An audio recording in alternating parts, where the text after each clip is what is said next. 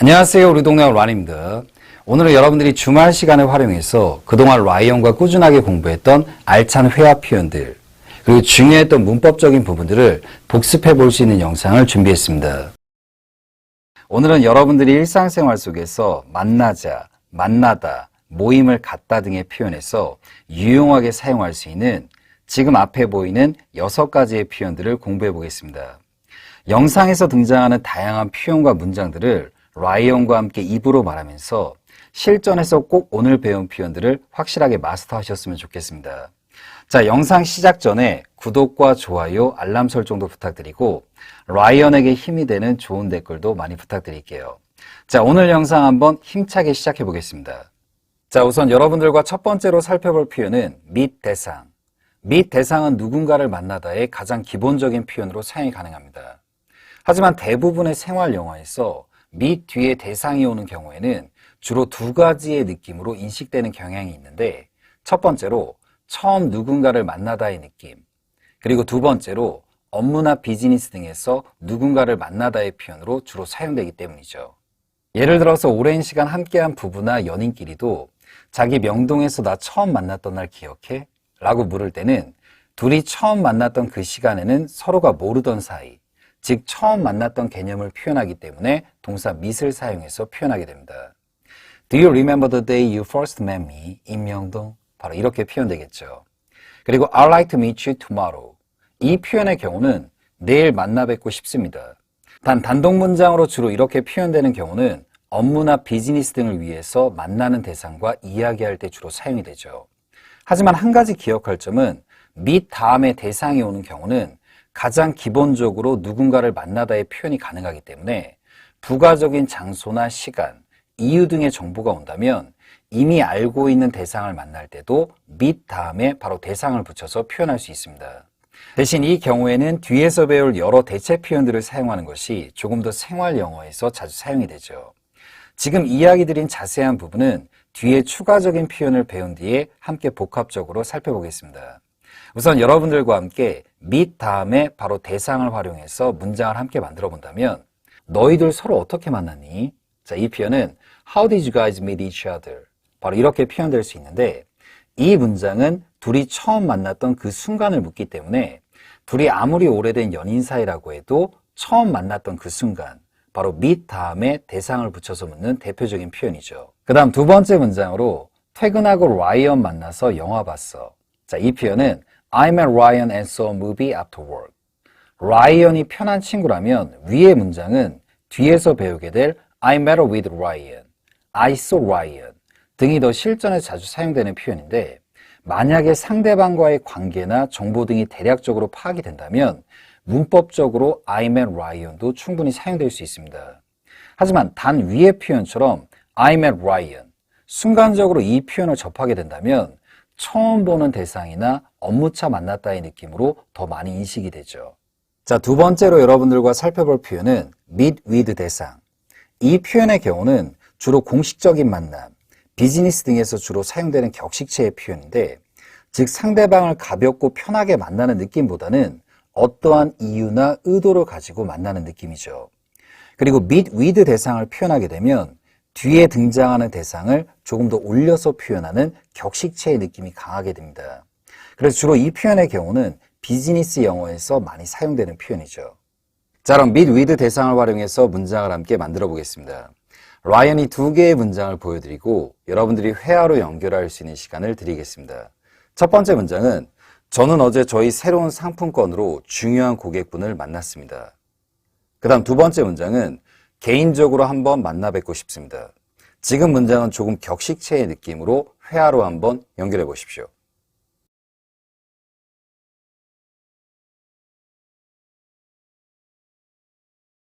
자, 그럼 첫 번째 문장의 정답부터 천천히 한번 살펴본다면 I met with an important client about our new product yesterday. 그 다음 두 번째 문장은 I would like to meet with you in person. 참고로 두 번째 문장은 도입부를 여러분들이 원하신다면 I'd like to로도 표현할 수 있지만 지금처럼 축약어를 사용하지 않고 표현한다면 격식체의 표현으로 사용이 가능합니다. 그리고 마지막에 있는 in person의 경우는 여러분들이 상대방의 얼굴을 직접 보면서 만나는 개념, 즉 이러한 느낌 속에서 개인적으로 라는 표현으로 주로 사용이 되죠. 그리고 라이언 영상을 보면서 문법적인 부분까지 꼼꼼하게 공부하시는 분들을 위해서 추가적으로 이야기를 드리면 동사 미세의 경우는 뒤에 대상을 바로 연결하는 삼형식 구조나 뒤에 생략할 수 있는 전치사 플러스 명사를 포함하는 일형식의 구조로도 사용할 수 있다는 거. 이 부분은 위의 문장을 통해서 파악해 두는 걸 추천드립니다. 자, 그럼 이제 여러분들과 세 번째로 공부해 볼 표현은 meet up, 그리고 때로는 meet up with 대상. 이 표현은 편한 대상과 만나다의 표현으로 주로 사용이 되는데 우선 여러분들이 이 표현을 기억하실 때 라이언이 추천드리는 방식은 편한 두 명의 대상이 만날 때 사용되는 걸로 기억하는 걸 추천드립니다. 그 이유는 잠시 뒤에 배울 이 표현력과 유사한 개념의 get together 이란 표현이 있기 때문이죠. 예를 들어 여러분의 편한 친구나 대상과 단둘이 카톡을 주고받다가 한번 만나자. 자, 이 표현을 영어로 표현하면 let's meet up. 바로 이렇게 표현하시면 됩니다. 그리고 이 표현의 최고의 장점은 주어를 위로 잡고 사용하기 편한 장점이 있는데 여러분의 친구가 여러분에게 퇴근하고 라이언은 만나기로 했니? 그때 여러분이 우리 만나서 커피 한잔 하기로 했어. 자, 이 표현은 영어로 We are supposed to meet up for a cup of coffee. 바로 이렇게 표현할 수 있는 장점이 있죠. 그리고 앞에서 이야기 드린 것처럼 어제 친구를 만났다라고 할 때 I met my friend yesterday. 이렇게 표현해도 절대 잘못된 문장은 아닙니다. 상황과 뉘앙스가 파악이 된다면 지금의 문장력으로도 표현이 가능하지만 단 이 경우가 단독 문장으로 표현된다면 즉 앞에 아무런 문장이 없거나 대화 중에서 처음으로 말하는 문장이라면 지금 이 문장의 경우는 처음 만나는 친구 혹은 조금 둔탁한 느낌으로 들리는 경우가 많습니다. 그래서 이럴 때 여러분들이 I met up with my friend yesterday 바로 이렇게 표현한다면 친한 친구와 어제 편하게 만났다의 의미를 조금 더 살려줄 수 있는 표현이 되죠. 자, 이제 네 번째로 여러분들과 함께 공부해 볼 표현은 동사 see 다음에 바로 대상을 붙여서 표현하는 방식으로 이 경우 때도 편한 대상이나 친구 등을 만나다의 표현으로 충분히 사용될 수 있습니다. 대신 이 경우 때 중요하게 생각해야 될 점은 라이언 이전 영상에서도 언급했지만 영어를 공부할 때는 항상 단독 문장의 개념인지 아니면 대화를 가정하고 묻는 표현인지를 고려하면서 공부하는 것이 중요하다고 했죠. 자, 그럼 여기서 라이언이 화면 속에 문장을 하나 준비했습니다. I saw Ryan in Hongdae. 자, 이 문장의 의미는 어떻게 될까요? 이 문장 하나만을 두고 홍대에서 라이언을 봤다. 이 뜻인지 홍대에서 라이언을 만났다. 의미인지는 파악하기가 어렵죠. 즉 단독 문장으로 표현되거나 이야기의 첫 도입부로 see 대상을 접하게 되면 한 번에 그 의미를 파악하는 데 어려움이 있을 수 있습니다. 그에 반해서 I met up with Ryan in Hongdae. 이렇게 표현을 하게 되면 라이언을 홍대에서 만났다. 뚜렷한 의미와 그리고 이 표현력에서 meet up with 이 표현을 사용한 것으로 봐서 라이언은 친구나 편한 대상이라는 것을 한 번에 파악할 수 있는 장점이 있죠. 또한 meet up의 경우는 let's meet up. 지금 표현처럼 meet up 뒤에 추가적인 대상을 언급하지 않고 문장을 끝낼 수 있는 장점이 있지만 see가 만나다로 사용이 될 때는 지금 앞에 보이는 것처럼 see 뒤에 대상을 꼭 추가해 줘야 된다는 차이점도 있죠. 하지만 대화체를 가정하고 편하게 이야기하는 회화나 문장에서는 see 다음에 편한 대상을 추가해서 누구누구를 만나다의 의미로도 많이 사용이 가능하죠.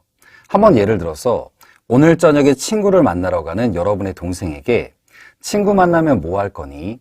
자, 이 표현은 영어로 What are you going to do when you see your friend? 이렇게 물어도 표현이 가능하죠. 즉 단독 문장으로 I saw my friend 라고 회화로 말하거나 혹은 메시지를 보냈을 때는 이 하나의 문장만을 접하고는 친구를 본 건지 친구를 만난 건지 파악할 수 없기 때문에 이런 경우 때는 meet up with를 사용하는 것이 조금 더 효율적일 수 있습니다. 하지만 상대방과 이야기를 주고받는 대화체 혹은 메시지상에서 이야기를 어느 정도 주고받은 상황이라면 상대방이 여러분에게 어제 뭐 했니? 라고 물었을 때 I met my friend, I saw my friend, I met up with my friend 등의 표현들이 모두 사용될 수 있죠. 자, 이제 다섯 번째로 배워볼 표현은 get together. 편한 사이에 주로 사용되는 표현으로 뭉치자, 모이자 등의 표현으로 자주 사용되는 표현입니다. 이 표현을 기억하실 때 라이언이 우선 추천드리는 방식은 여러분을 포함해서 3명이 넘는 인원 혹은 단톡방 등의 개념에서 특정한 목적이나 이유 등을 가지고 만날 때 편하게 사용되는 말투의 표현입니다. 실전에서는 구독자분들이 위에서 배웠던 meet up, meet up with 등과의 차이를 구분하고 공부할 수 있도록 라이언이 인원의 개념으로 우선 쉽게 설명드리는 것이죠. 실전에서는 바로 즉각적으로 표현을 사용할 수 있는 감각이 우선 중요하기 때문입니다. 여러분을 포함해서 여러 명이 함께 있는 단톡방에서 한번 뭉치자, 한번 만나자. 자, 이 표현은 let's get together.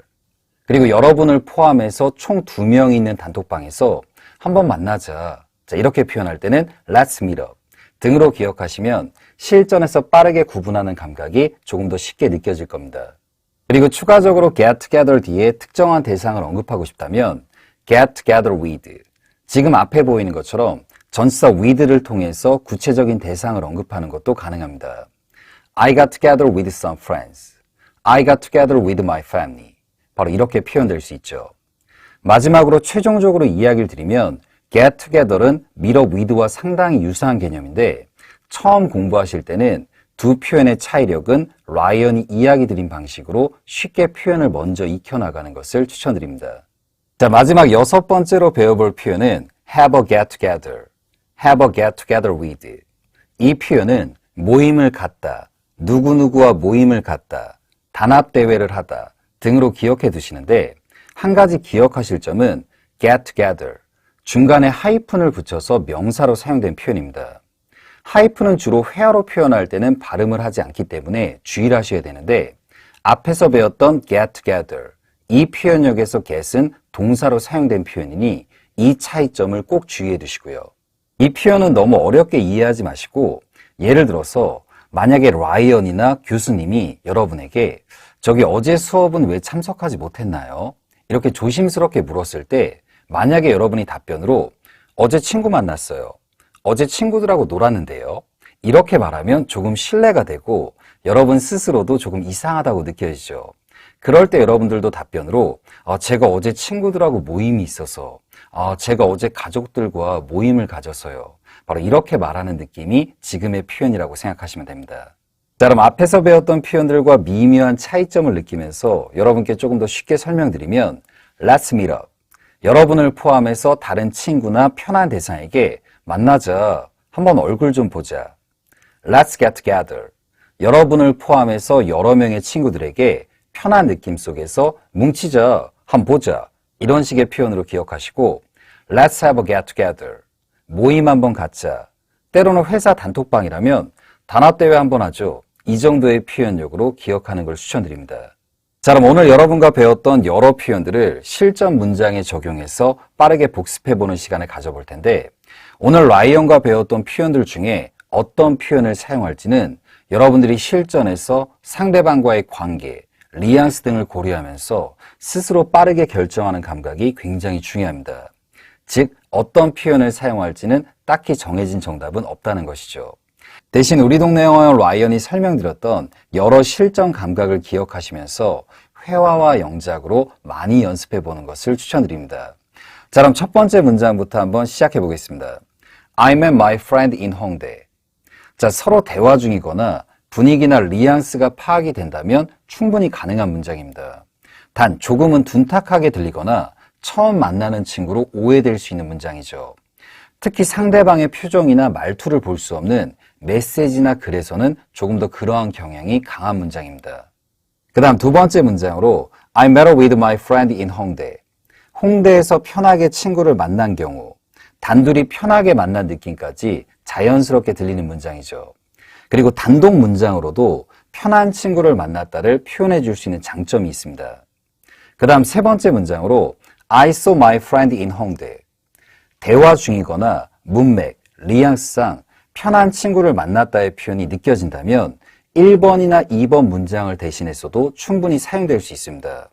하지만 이 문장의 경우는 만약에 단독 문장으로 표현됐다면 친구를 우연히 봤다의 의미도 내포할 수 있기 때문에 첫 도입부로는 조금 난해할 수 있죠.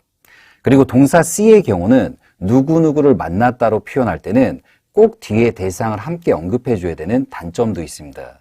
그 다음 네 번째 문장으로 I got together with my friends in Hongdae. 역시 편한 친구들과 홍대에서 만났다의 표현으로 가능하고 그리고 여러분을 포함해서 여러 명의 친구들이 만난 느낌으로 편한 회화나 영작에서 어울리는 표현이죠. 그 다음 5번째 문장으로 I hung out with my friends in Hongdae. 이 표현은 오늘 수업에 등장하지 않은 표현이지만 만약에 여러분들이 편한 친구들과 놀았다를 표현하고 싶다면 충분히 가능한 문장입니다. 그리고 여러분들이 순간적으로 문장을 이렇게 표현했다면 상대방에게도 친구들하고 놀았다. 바로 이런 표현으로 뚜렷하게 의미가 전달되죠. 참고로 성인이 되어서 친구들과 놀다라고 표현할 때는 play with를 사용하지 않도록 주의하시고요. 이유는 성인들의 관계 속에서 play with는 조금 야릇한 뜻으로도 사용될 수 있기 때문입니다. 그 다음 6번째 문장으로 I had a get together with my friends in Hongdae. 이 표현은 친구들과 모임을 가졌다의 의미로 사용이 되고 상대방도 이 표현을 들었을 때 모임을 가졌다라는 표현으로 들리게 되죠. 모임을 갖다, 모임을 가지다의 느낌에서 have a get together, have a get together with 이 표현력을 회화로 말하는 감각을 꾸준하게 연습해 두는 걸 추천드립니다. 한번 예를 들어서 어제 어디서 가족분들과 모임을 가지셨나요? 자, 이 표현은 영어로 Where did you have a get together with your family? 참고로 가족을 영어로 표현하실 때는 family 이렇게 표현하지 마시고 부드러운 느낌 속에서 family 그리고 together를 표현하실 때도 아이스크림 이름 together 이렇게 표현하지 마시고 부드럽게 첫 톤을 t로 시작하면서 together 이렇게 말하는 감각도 꾸준하게 기억해 두시고요.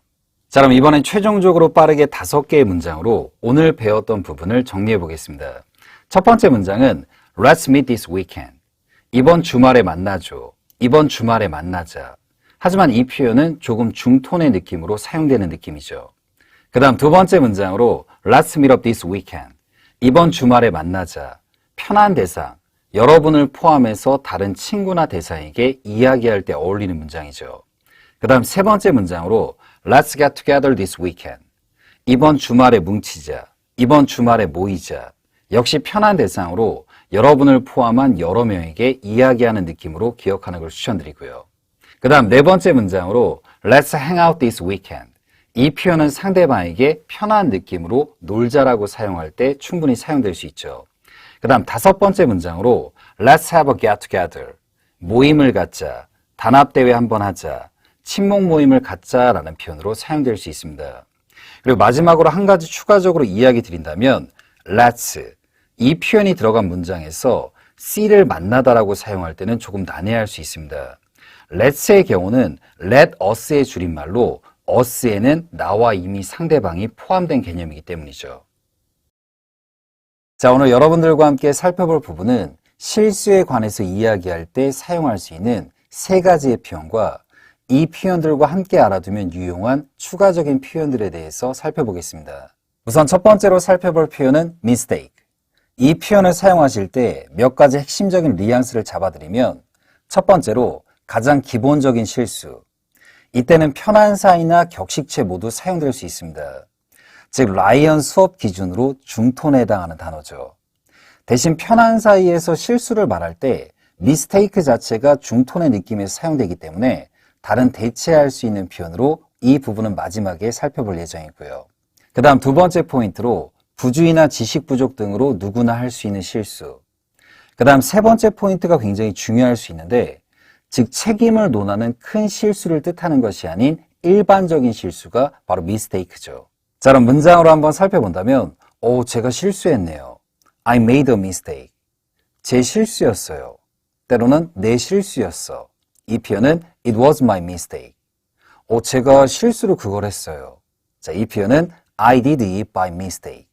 이렇게 표현되고 또 다른 문장역으로 여러분이 친구나 동료, 때로는 후배에게 내일 실수하지 말고 즉 누구나 할 수 있는 그냥 기본적인 실수를 하지 말아라. 바로 이러한 표현이 되겠죠. Don't make a mistake tomorrow. 하지만 이 표현은 조금 상대방에게 딱딱하거나 둔탁한 느낌이 있습니다. 이렇게 상대방에게 내일 실수하지 말고 라는 표현을 부드럽게 이야기할 때는 라이언 쇼츠에서도 언급해드렸던 Don't drop the ball tomorrow. 바로 이 표현력으로도 많이 표현하게 되죠. 그럼 이번에 실수와 관련된 2번째로 살펴볼 표현은 fault. 발음하실 때는 fault라고 발음하지 마시고 가볍게 앞에 F 발음을 주면서 fault 이렇게 발음하는 걸 추천드립니다.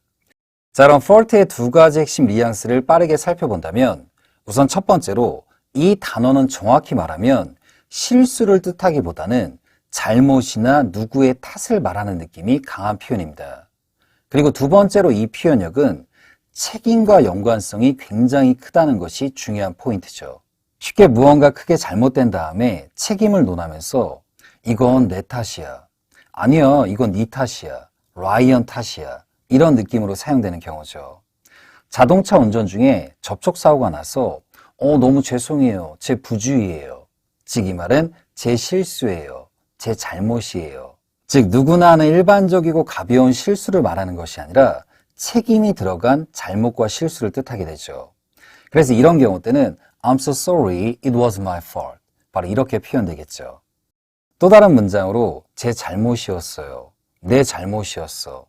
가벼운 실수가 아닌 책임이 들어간 느낌으로 It was my fault. 기운내, 네 잘못이 아니야. 자, 이 표현은 chin up, it's not your fault. 참고로 chin up이라는 표현은 원래 keep your chin up 이렇게 사용되는 경우도 있는데 짧게 사용하면서 chin up 자체가 동사구로 바뀌어서 사용되죠. 죄송해요, 제 잘못이에요. Sorry, my fault. 참고로 라이언 영상에서 자주 언급드리지만 it is라는 표현 자체는 영어에서 굉장히 자주 사용되는 표현이기 때문에 이렇게 생략하고도 많이 사용될 수 있죠. 마지막으로 살펴볼 표현은 my bad 라는 표현으로 it's my bad 이 문장을 줄여서 간략하게 사용한 표현이죠. 큰 실수나 진지한 상황보다는 그냥 가볍게 내 실수야 하는 느낌으로 실전에서 굉장히 많이 사용되는 표현입니다. 대신 편하게 느끼는 사이에서 주로 사용되는 표현인데 즉 이 말은 고객이나 정중한 느낌에서는 지금 배운 my bad보다는 mistake, fault 바로 이 표현력을 사용하는 것이 조금 더 좋죠. 또한 진지한 느낌으로 사용을 잘 안 하는 표현이기 때문에 my fault 이 표현보다는 my mistake 여기에 가까운 표현이 my bad인데 일상생활 속에서는 편한 대상이나 관계에서는 my mistake 이 표현보다는 my bad 라는 표현을 훨씬 더 자주 사용하게 되죠. 만약 여러분들이 편하게 느끼는 대상에게 이건 내 잘못 아닌데 이렇게 표현할 때는 It's not my bad 때로는 짧게 표현할 때는 Not my bad 라고도 표현될 수 있죠. 자, 그럼 문장으로 한번 살펴본다면 I forgot to close the window, it's my bad. 내가 창문 닫는 걸 깜빡했다. 내 실수야. 바로 이렇게 표현될 수 있고 No need, it's not your bad. 그럴 필요 없어. 이건 네 실수나 네 잘못 아니야. 바로 이렇게 표현될 수 있죠. 자, 우선 오늘 배울 표현을 살펴보기 이전에 라이언이 화면에 두 개의 문장을 준비했습니다. 라이언이 먼저 문장을 생동감 있게 읽어드리고 여러분들이 회화로 연결할 수 있는 시간을 드리겠습니다. 첫 번째 문장은 지금부터 프레젠테이션을 시작하겠습니다. 대신 이 문장의 도입부는 I will로 시작하겠습니다. 뉘앙스에 따라서 여러 도입부가 가능한데 조금 격식 톤의 느낌으로 시작하는 문장으로 도입부를 잡아드리겠습니다. 두 번째 문장은 나 지난주에 교통사고 당했어. 지금부터는 좀 더 조심스럽게 운전할게. 자, 여러분들이 앞에 있는 두 개의 문장을 지금 직접 회화로 한번 연결해 보십시오.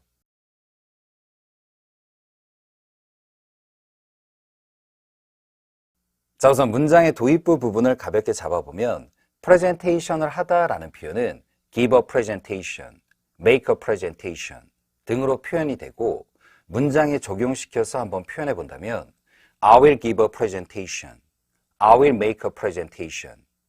만약 두 개의 표현 중에 하나만을 기억하고 싶다면 라이언은 개인적으로 give a presentation 이 표현을 조금 더 추천드립니다. make a presentation의 경우는 프레젠테이션을 하다라는 표현도 가능하고 때로는 만들다의 표현력으로도 사용될 수 있기 때문이죠. 그리고 지금 앞에 보이는 단어를 발음하실 때는 presentation 이렇게 발음하기보다는 앞부분을 조금 더 부드러운 톤으로 발음하면서 presentation 즉 앞의 톤을 pre라는 표현보다는 pre 이렇게 발음하는 것을 추천드립니다.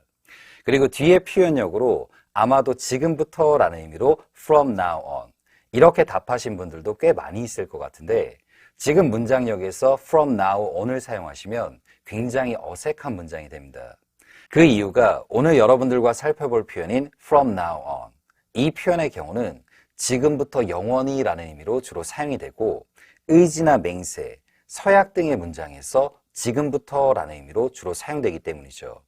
즉 위의 문장처럼 만약에 표현을 하게 되면 앞으로 프레젠테이션을 꼭 시작하겠습니다 라는 의지나 맹세의 표현으로 들리는 어색한 문장이 됩니다. 그럼 첫 번째 문장인 지금부터 프레젠테이션을 시작하겠습니다. 이 문장에 어울리는 세 가지의 표현력을 지금부터 차근차근 한번 살펴보겠습니다. 먼저 첫 번째 표현으로 I will give a presentation now.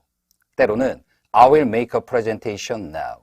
지금처럼 now에도 지금부터라는 뜻이 내포되어 있습니다. 그래서 앞으로 여러분들이 공부하실 때 now라는 뜻을 지금 이렇게만 너무 기억하지 마시고 지금부터라는 표현력에서 의지나 맹세가 아닌 문장에서 now가 사용될 수 있다는 거. 그리고 now라는 단어가 단순하게 지금 이 의미로만 사용되는 것이 아니라 지금부터라는 의미로 사용될 수 있는데 이 개념과 유사한 경우가 언제 여기서 일을 시작했니? 자, 이 문장은 영어로 When did you start working here? 하지만 이 문장을 다르게 표현해서 언제부터 여기서 일을 시작했니? 자, 이 문장을 영어로 옮겨도 When did you start working here? 즉, 의문사 when의 경우도 언제라는 표현과 언제부터 이 두 가지의 개념을 함께 공존하면서 실전에서 사용되죠. 그 다음 두 번째 가능한 표현은 I will give a presentation from now. 또 다른 문장력은 I will make a presentation from now. 위에서 이야기 드린 것처럼 의지나 맹세의 느낌이 아닌 문장력에서 지금부터라고 표현할 때는 now를 사용하는 것이 가장 무난합니다. 그리고 혹시 만약에 지금부터 여러분들이 기다리셨던 프레젠테이션을 시작하겠습니다. 조금 더 지금부터라는 느낌을 강조해주고 싶다면 from now로 표현하는 것도 가능합니다. 대신 지금 문장의 표현력에서 from now on 이 표현을 사용하지 않도록 꼭 주의하시고요. 이유는 지금 문장의 표현력은 의지나 맹세를 나타내는 표현이 아니기 때문이죠. 그리고 특별히 강조하는 경우가 아닐 때는 그냥 편하게 지금부터 회의를 시작하겠습니다 라고 표현할 때는 from now보다는 그냥 now를 사용하는 것이 조금 더 무난합니다. 마지막 세 번째 가능한 표현은 I will give a presentation. 때로는 I will make a presentation. 그냥 now조차도 빼고 말하는 방식입니다. 지금부터라는 표현은 한글에서 언급은 되지만 영어식 표현에서는 굳이 따로 언급하지 않고 표현되는 경우가 많습니다. 뭐뭐에 대해서 말하겠습니다. 뭐뭐를 시작하겠습니다. 정도의 표현력으로 now를 빼더라도 자연스럽게 인식되기 때문이죠. 아무래도 여러분들이 영어를 공부하실 때 한글에 있는 부분을 그대로 영어로 옮기려는 습관이 강하기 때문에 처음에는 now 정도를 지금부터라는 의미로 문장에 포함시키다가 장기적으로 영어식 사고에 많이 익숙해지면 그때는 굳이 now를 포함시키지 않고도 문장을 표현할 수 있는 감각이 자연스럽게 생길 겁니다. 자, 예를 들어서 지금부터 여러분들에게 저희 새로운 프로젝트에 대해서 이야기 드리고 싶습니다. 자, 앞에 있는 문장을 여러분이 지금 직접 회화로 한번 연결해 보십시오.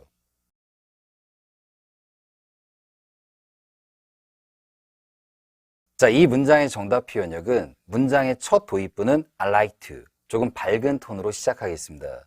무언가 하고 싶다라는 표현은 여러분들이 선택하는 표현력에 따라서 I want, I like to, I would like to 여러 표현이 가능하기 때문이죠. 자, 첫 번째 가능한 정답은 I like to tell you about our new project. 그 다음 두 번째 표현력은 I like to tell you of our new project. 그 다음 세 번째 표현력은 I like to tell you our new project. 지금 언급해드린 문장형 모두 가능한 표현력입니다.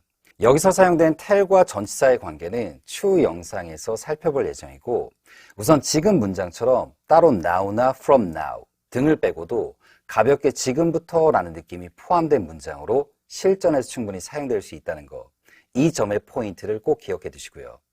자, 이번엔 두 번째 문장의 정답으로 나 지난주에 교통사고를 당했어. 지금부터는 좀 더 조심스럽게 운전할게. 자, 이 문장의 정답은 I had a traffic accident last week. From now on, I will drive more carefully. 한 번 더 천천히 읽어볼까요? I had a traffic accident last week. From now on, I will drive more carefully.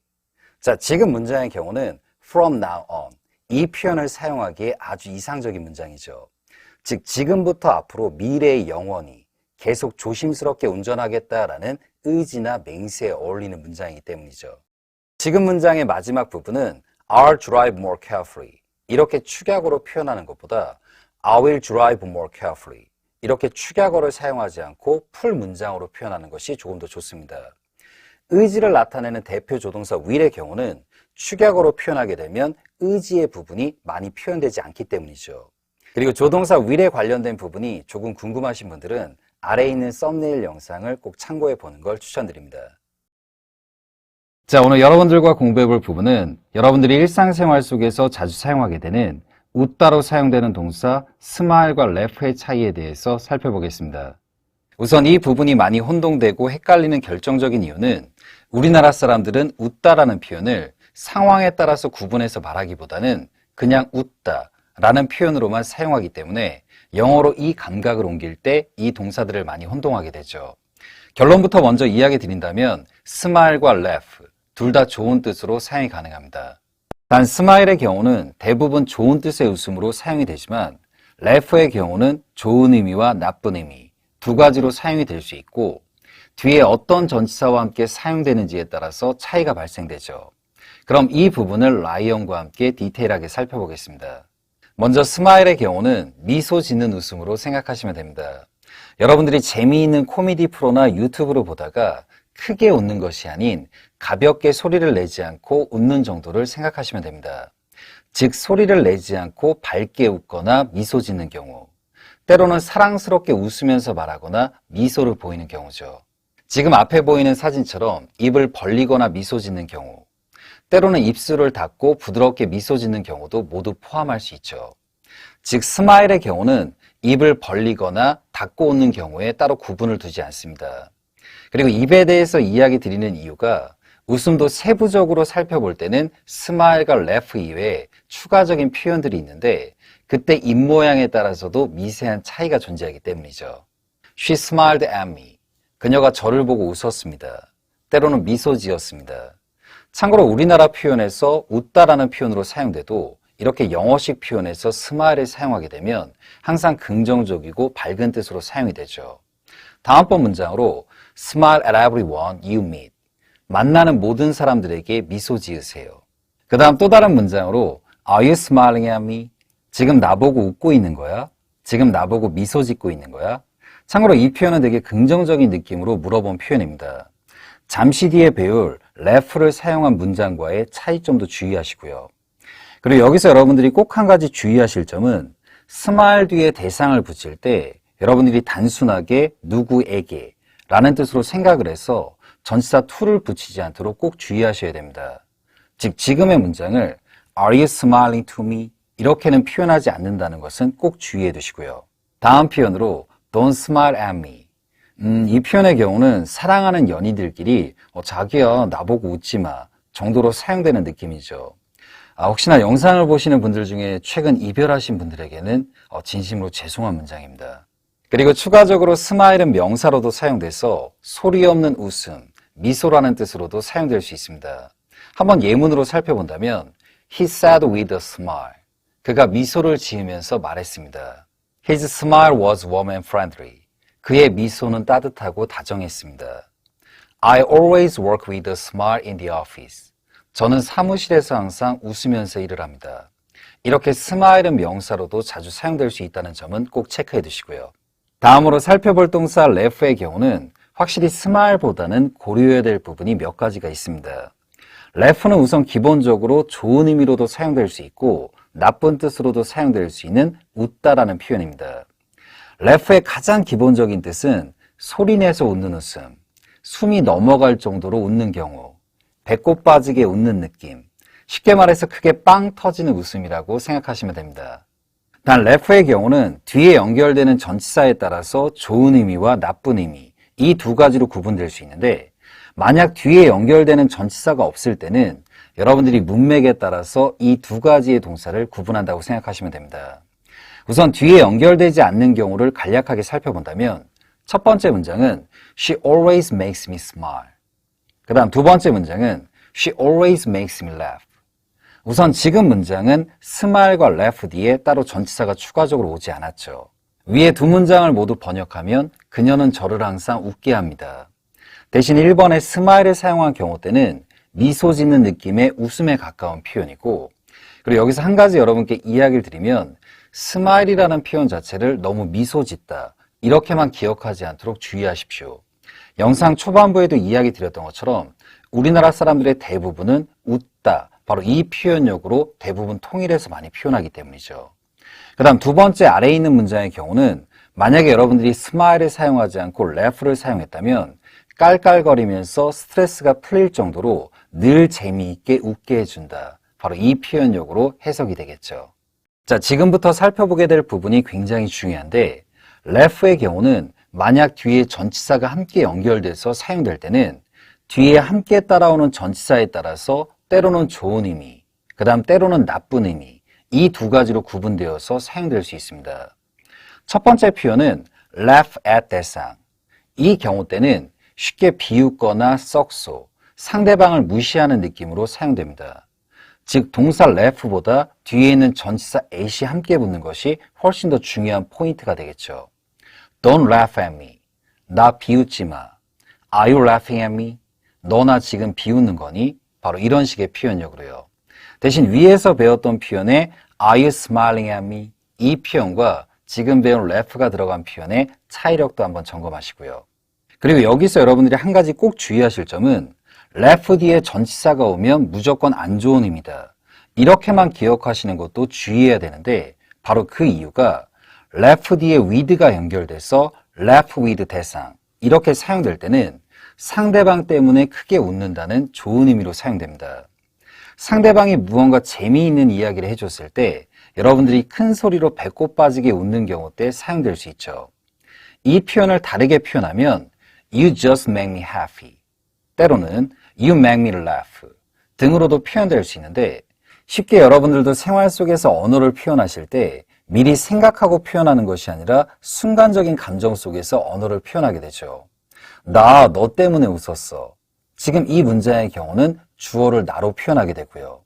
하지만 또 다른 감각 속에서 너가 나를 웃게 했어. 지금 이 문장은 주어를 상대방으로 잡아서 표현하게 되죠. 첫 번째 문장의 표현처럼 나 너 때문에 웃었어. 바로 이렇게 주어가 I로 잡히는 경우 때 laugh with를 사용할 수 있어야 됩니다. 자, 한번 예를 들어서 여러분들이 막 웃고 있을 때 상대방이 여러분에게 너 혹시 나 비웃는 거니? 자, 이 표현은 Are you laughing at me? 그때 여러분이 아니야, 네가 웃겨서 말이야. 너 진짜 웃겨. 마치 코미디언 같아. 자, 이 표현은 No, I'm laughing with you. You are so funny. 바로 이렇게 표현되는 감각이죠. 오늘 여러분들과 공부해 볼 표현은 뭐뭐를 한 지 얼마나 되었다. 뭐뭐를 한 지 대략 어느 정도 됐다. 때로는 시간이 지났다의 표현력으로 일상생활 속에서 정말 많이 사용되는 it has been 다음에 시간과 기간이 오고 그 뒤에 자연스럽게 since 주어 과거 동사로 연결되는 표현에 대해서 살펴보겠습니다. 또한 이 표현의 의문문의 표현인 얼마나 된 거죠? 뭐뭐 한지 때로는 뭐뭐 한지 얼마나 지났나요? 등의 표현으로 사용되는 How long has it been since? 표현에 대해서도 함께 살펴보겠습니다. 오늘 영상도 다양한 예문들과 함께 진행될 예정이고 구독자분들의 영어 공부에 많은 도움이 되길 바라겠습니다. 우선 오늘 여러분들과 공부해 볼 표현은 It has been 시간, 기간, 그 뒤에 since 주어 과거 동사의 구조로 사용되는 표현인데 대신 회화나 편한 영작에서는 앞에 도입부를 축약으로 표현해서 It's been으로 시작하게 되죠. 이 표현의 경우는 한글에서도 유사하지만 여러 말투로 사용될 수 있는 표현 중에 하나라고 쉽게 생각하시면 됩니다. 한번 예를 들어서 나 선생님을 한동안 못 찾아뵙고 있어 라고 표현하는 경우도 있고 같은 개념의 표현이지만 꽤 오래됐어 선생님을 찾아뵌 지 라고 말하는 경우도 있죠. 바로 우리나라 말의 표현처럼 무언가 한지 꽤 오래됐다, 꽤 시간이 지났다. 지금 이 표현력에서 오늘 배울 표현을 사용한다고 생각하시면 됩니다. 보통 여러분들이 현재 완료의 표현과 오늘 배울 표현의 감각을 많이 혼동하는 경우가 있는데 예를 들어 저는 이 회사에서 2년째 일하고 있는 중입니다 라고 표현하는 경우가 있고 하지만 여러분도 순간적으로 언어를 표현하다 보면 2년 됐습니다. 제가 이 회사에서 일을 시작한 지 혹은 편한 사이의 말투라면 2년 됐지 내가 이 회사에서 일을 시작한 지 이렇게 표현되는 경우도 있겠죠. 즉 한글에서도 유사하지만 문장의 도입부 부분이나 표현력이 살짝 바뀌는 것처럼 영어도 순간적으로 표현할 때 도입부와 표현법이 조금 바뀌는 경우가 있다고 쉽게 생각하시면 됩니다. 저는 이 회사에서 2년째 일하고 있는 중입니다. 이 표현은 뚜렷하게 저는 이 부분을 주어로 잡고 전체 문장을 한 번에 인식한 뒤에 말하는 느낌이죠. 이 표현은 영어로 I've been working for this company for 2 years. 우선 현재 완료는 편하게 회화나 영작으로 표현할 때 I have 부분을 I've로 줄여서 표현하게 됩니다. 동사 have의 경우는 굉장히 다양한 뜻으로 사용이 가능하죠. 여러분들이 실전에서 I have 이 부분만을 말하고 다음 문장역을 빠르게 연결하지 못한다면 상대방에게는 뭐뭐를 가진 것인지, 뭐뭐를 먹은 건지, 어떤 시간을 보낸 건지 이러한 표현들 속에서 혼동이 올 수 있습니다. 대신 여러분들이 문장의 도입부를 I've로 시작하게 되면 이 문장의 표현력은 현재 완료라는 것을 한 번에 파악할 수 있게 되죠. 그래서 여러분들이 편한 회화나 영작을 사용하실 때 대부분의 현재 완료의 도입부는 I've, 바로 이렇게 축약으로 표현하게 된다는 거, 이 부분도 체크해 두시고요. 대신 지금 문장을 2년 됐습니다. 제가 이 회사에서 일을 시작한 지, 이렇게 시작하는 감각의 표현력이 It has been 2 years since I started working for this company. 대신 이렇게 편하게 이야기할 때 도입부 부분은 It's been 2 years. 이렇게 축약어로 주로 표현하게 되죠. 원래 기본적인 현재 완료에서는 주어가 3인칭의 개념인 경우 때는 축약어를 사용하지 않는 것이 원칙이지만 생활 속에서 여러분들이 편하게 사용할 때는 축약어로 주로 표현하게 되고 대신 뒤에 해당되는 부분을 최대한 빠르게 연결해주는 감각이 굉장히 중요합니다. 만약에 문장의 도입부를 it라고만 이야기하고 뒷부분을 빠르게 연결하지 못하면 it라는 표현력은 it is의 축약어로 많이 생각되기 때문이죠. 뒤에 연결되는 since 뒤에는 주어 과거 동사가 오게 되는데 이유는 과거의 시점부터 현재까지의 흐름과 이야기를 다루기 때문에 since 이하는 기본적으로 과거 시제가 오게 됩니다. 그리고 지금의 문장을 조금 격식체로 표현해서 2년의 시간이 지났습니다. 때로는 2년의 시간이 흘렀습니다. 제가 이 회사에서 일을 시작한 지 이렇게 표현하고 싶다면 2 years have passed since I started working for this company. 이렇게도 표현이 가능하지만 대부분의 생활 표현은 it's been을 도입부로 시작하게 된다는 점은 참고해 두시고요. 단 여러분들이 평소에 접하게 되는 소설이나 격식체의 문장에서는 위에 라이언이 보여드렸던 문장의 구조도 많이 접할 수 있기 때문에 독해나 청취를 위해서라도 위의 문장은 한 번 더 읽어보는 것을 추천드립니다. 자, 그럼 이 표현을 사용하실 때는 어느 정도 됐어요, 뭐뭐 한지로, 대략 어느 정도 됐어, 뭐뭐 한지, 이러한 말투와 표현력에서 문장의 도입부를 it's been으로 잡고 뒤에 특정한 시간이나 기간 등을 넣어준 다음에 부드럽게 뒤에 since를 연결하면서 주어 과거 동사를 넣어서 표현한다고 생각하시기 바랍니다. 자, 그럼 실전 문장으로 한번 연습해 본다면 4시간 됐어요. 제가 이 메시지를 받은 지. 자, 이 표현은 It's been 4 hours since I got the message. 그리고 만약에 뚜렷한 시간이나 기간에서 대략 한 어느 정도 됐어요. 이 부분을 포함시키고 싶다면 숫자 앞에서 대략의 뜻을 지니는 about을 추가해서 표현하시면 됩니다. 한번 예를 들어서 상대방이 여러분에게 써니하고 헤어진 지는 얼마나 됐니? 이렇게 물었을 때 여러분들이 답변으로 대략 1년 정도 됐어. 써니랑 헤어진 지. 자, 이 표현은 영어로 It's been about a year since I broke up with Sunny. 한 번 더 천천히 It's been about a year since I broke up with Sunny. 바로 지금처럼 표현하시면 되죠. 자, 그럼 지금 배우는 표현력 속에 about을 추가시켜서 대략 한 어느 정도 됐어요 라는 표현의 차이를 여러 문장을 통해서 함께 연습해 보겠습니다. 라이언이 화면 속에 총 4개의 문장을 보여드리고 여러분이 회화로 연결할 수 있는 시간을 드리겠습니다. 자, 첫 번째 문장은 2주 됐어, 내가 한국을 떠난 지. 그 다음 두 번째 문장은 한 대략 2주 정도 됐어, 내가 한국을 떠난 지. 그 다음 세 번째 문장으로 저는 영어를 6개월째 공부 중입니다. 그 다음 네 번째 문장으로 한 6개월 정도 됐습니다. 제가 영어 공부를 시작한 지. 때로는 조금 편한 톤으로 대략 6개월 정도 됐지? 내가 영어 공부를 시작한 지. 자, 앞에 있는 4개의 문장을 여러분이 지금 직접 회화로 한번 연결해 보십시오.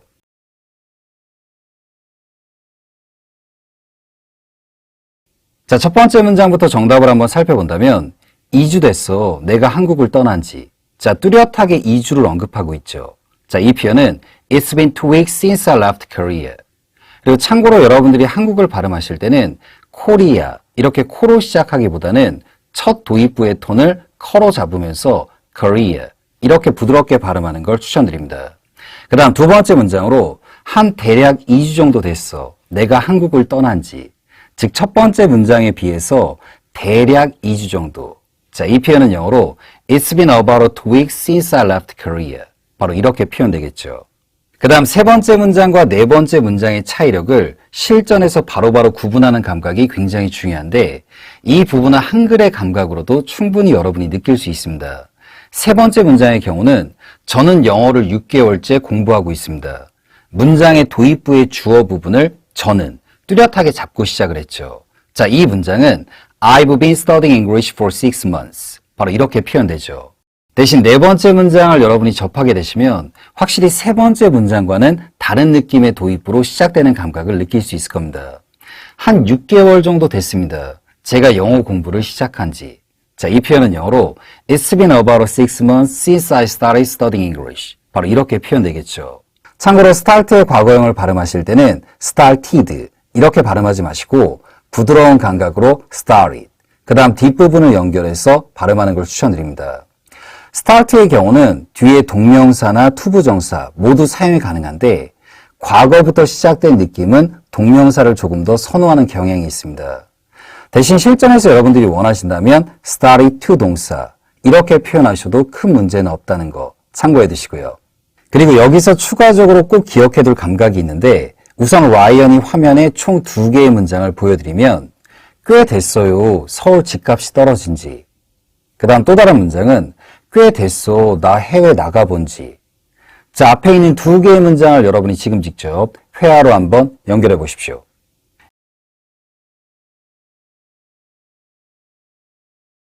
이 부분은 라이언 최근 영상에서도 자주 언급했던 부분인데 여러분들이 꽤 오래, 꽤 됐다라고 하면 a long time만을 많이 떠올리시는데 이 표현은 시간적으로 정말 많은 시간이 흘렀을 때 사용되는 표현입니다. 우선 첫 번째 문장인 꽤 됐어요. 서울 집값이 떨어진 지. 자, 이 표현은 영어로 It's been some time since the house prices in Seoul went down. 한 번 더 천천히 It's been some time since the house prices in Seoul went down. 이렇게 표현하는 것이 좋습니다. 서울 집값이 떨어진 것이 지금 촬영하는 영상 기준으로 1년이 넘지 않았죠. 이렇게 장시간, 오랜 시간이 지나지 않은 느낌에서 꽤라는 표현력은 sometime로 표현하는 것이 가장 좋습니다. 우선 코로나 바이러스 때문에 많은 분들이 해외에 나가본 지 꽤 됐죠. 대부분 해외여행을 가기가 쉽지 않았기 때문에 이렇게 본인이 이야기할 때 꽤 오랜 시간이 지난 느낌은 a long time을 사용하는 것이 좋고 상대방도 이 표현을 사용하면 시간이 꽤 오래 지났다는 것을 느끼게 되죠. 즉, 이 선택은 여러분들이 감각적으로 하시는 건데 너무 a long time만을 사용하지 않도록 이 부분은 주의해 두시고요. 자, 그럼 지금 배웠던 표현의 의문문의 버전으로 뭐뭐한 지 대략 얼마나 된 거죠? 때로는 조금 편한 사이 때 뭐뭐한 지 얼마나 된 거니? 라는 표현인 How long has it been since 주어 과거동사 이 표현력을 한번 살펴보겠습니다. 라이언이 설명해주는 원리를 잘 이해하신 뒤에 지금 앞에 보이는 도입부는 입으로 여러 번 말해보는 것을 추천드리고요. 우선 이 표현과 유사한 개념으로 여러분이 실전에서 자주 사용하는 표현으로 얼마나 이 회사에서 일하고 있는 거죠? 조금 편한 사이에서는 너 이 회사에서 얼마나 일하고 있니? 자, 이 표현은 영어로 How long have you been working for this company? 한 번 더 천천히 How long have you been working for this company? 때로는 뒷부분은 working here. 이 표현은 도입부에서 상대방을 뚜렷하게 잡고 시작하는 표현이죠. 당신은, 그쪽 분은, 너는. 그리고 전체 문장을 한 번에 쭉 인식하고 말하는 표현입니다. 참고로 라이언 이전 영상에서 자주 강조하는 표현이지만 한글에서 나, 너, 당신, 우리는 이러한 표현들은 많이 생략되고 표현되기 때문에 영어로 옮길 때 이러한 부분을 감각적으로 이해하는 것이 굉장히 중요하죠. 대신 여러분들도 언어를 사용하다 보면 얼마나 된 거죠? 얼마나 됐니? 이 부분을 먼저 시작하고 뒤에 추가적인 내용을 연결하는 경우도 많이 오게 되죠. 저게 얼마나 되셨나요? 이 회사에서 일을 시작하신 지. 자, 이 표현은 영어로 How long has it been since you started working for this company? 한 번 더 천천히. How long has it been since you started working for this company? 바로 이렇게 표현되는 감각이죠. 평상시에 여러분들이 현재 완료를 배우면 도입부를 너무 패턴식으로 have you, how long have you been 등의 표현만을 말하는 경향이 있는데 라이언이 이야기 드린 것처럼 얼마나 되셨나요? 뭐뭐 한지. 얼마나 됐니? 뭐뭐 한지. 이러한 감각에서 문장의 도입부를 How long has it been? 시간이나 기간. 그 다음 부드럽게 since 주어 과거 동사로 연결해서 말해보는 걸 추천드립니다. 라이언이 개인적으로 가장 싫어하는 말이 암기하세요 라는 말인데 오늘 라이언 설명을 듣고 이 문장이 왜 이렇게 표현되는지 이해가 되셨다면 이 문장의 도입부는 바로바로 입으로 나올 수 있게 암기해 둘 만한 가치가 있는 표현입니다. 그리고 추가적으로 한 가지 이야기 드린다면 how long이라는 의문사는 현재 완료에만 사용되는 의문사가 아니라 다양한 시제에도 사용될 수 있다는 거 추가적으로 기억해 두시고요. 자, 그럼 라이언이 화면 속에 총 3개의 문장을 준비했습니다. 첫 번째 문장은 얼마나 된 거니? 써니하고 헤어진 지. 그 다음 두 번째 문장은 얼마나 된 거니? 라이언하고 그 영화를 본 지. 그 다음 세 번째 문장은 얼마나 된 거죠? 서울 집값이 떨어진 지. 자, 앞에 있는 3개의 문장을 여러분이 지금 직접 회화로 한번 연결해 보십시오.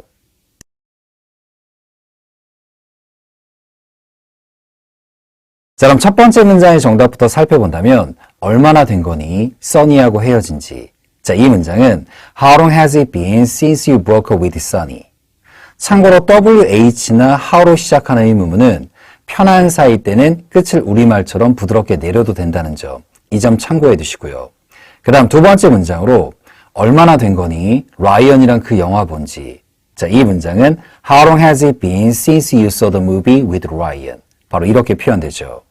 그 다음 마지막 문장인 얼마나 된 거죠? 서울 집값이 떨어진 지. 자, 이 문장은 How long has it been since the house prices in Seoul went down? 한 번 더 천천히. How long has it been since the house prices in Seoul went down? 으로 표현될 수 있죠. 앞에서 이야기 드렸던 것처럼 여러분이 상대방에게 얼마나 된 거죠? 뭐뭐 한지. 얼마나 된 거니? 뭐뭐 한지. 바로 이러한 표현력 속에서 문장의 도입부를 빠르게 How long has it been since? 바로 이렇게 표현되는 감각을 꾸준하게 연습해 두는 걸 추천드립니다. 오늘은 여러분들과 현재 완료의 표현력으로 일상생활 속에서 많이 사용되는 표현을 함께 살펴봤습니다. 오늘 영상은 다시 한번 복습하면서 영상 속에서 나왔던 예문과 문장의 도입부 부분을 많이 말해보는 것을 추천드리고요. 오늘의 마지막 인사가 되겠죠.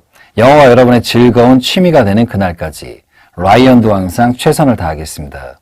오늘 영상은 여기까지 하겠습니다.